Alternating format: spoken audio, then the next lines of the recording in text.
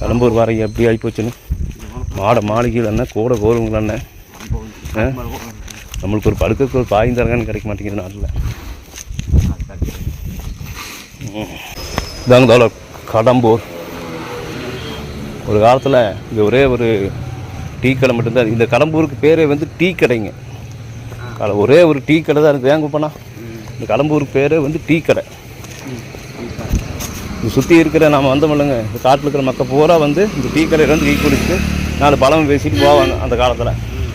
இன்றைக்கி அந்த டீ கடை ஒரு பஸ் ஸ்டாண்டாக ஒரு சின்ன சின்ன பக்கத்தில் ஒரு கிராமமாக மாறி ஒரு ஊராக மாறி இன்றைக்கி போக்குவரத்து வசதிக்கு இன்றைக்கி ஒரு பஸ் ஸ்டாண்டு வந்து இன்றைக்கி மெடிக்கல் ஷாப்புகள் என்ன, மருத்துவமனைகள் என்ன, மாடி வீடுகள் என்ன, தோட்டம் துறவுகள் என்ன.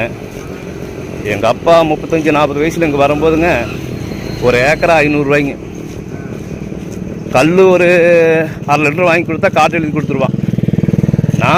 எனக்கு இந்த 15 வருஷத்துக்கு முன்னாடியே ஏக்கரா வந்து 20,000-30,000 தான். இந்த 15 வருஷத்துக்கு முன்னாடியே ஏக்கரா ஒரு 20,000-25,000 கொடுத்தோம்னா ஒரு ஏக்கரா வாங்கிக்கலாம்.